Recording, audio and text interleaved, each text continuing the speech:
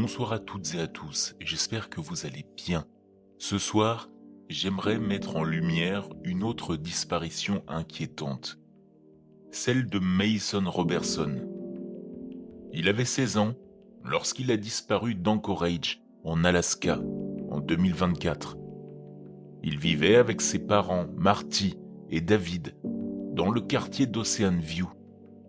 C'était une famille très soudée, habituée aux parties de pêche et aux vacances annuelles à Hawaï. Mason avait pourtant déjà connu beaucoup de deuil, la perte de son petit frère, ainsi que de plusieurs oncles et tantes, alors qu'il était jeune. Cela l'avait amené à se questionner sur la vie et à se demander pourquoi ce genre de choses arrivait autant à une seule famille. Scolarisé à la maison et atteint de TDAH, un trouble de déficit de l'attention avec ou sans hyperactivité, Mason était un passionné de jeux vidéo qui sortait peu.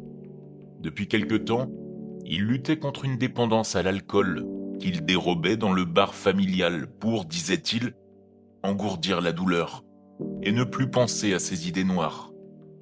Bien que compréhensif, ses parents ne pouvaient tolérer cette situation, d'autant qu'il était mineur.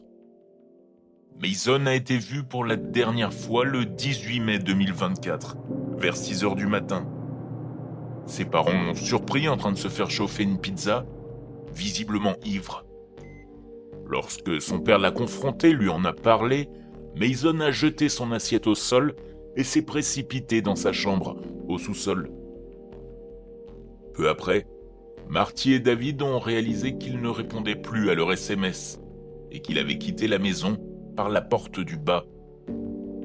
La caméra de surveillance d'un voisin a filmé Mason titubant dans la rue, envoyant un ultime message à ses parents. « Je n'ai sincèrement pas besoin de vous. » Puis, on entend un clac sonore sur l'enregistrement. Mason venait de briser son téléphone derrière un arbre. L'appareil a été retrouvé plus tard au même endroit.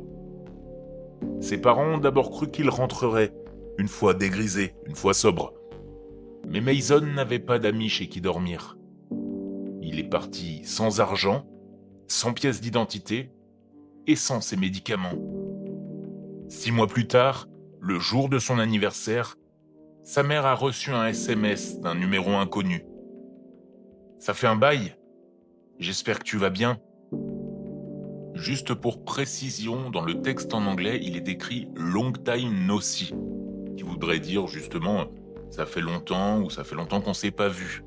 Et pour l'anecdote, « see » peut aussi dire « voir », j'imagine que beaucoup d'entre vous le savent en anglais, et c'était une private joke, une blague privée de leur famille.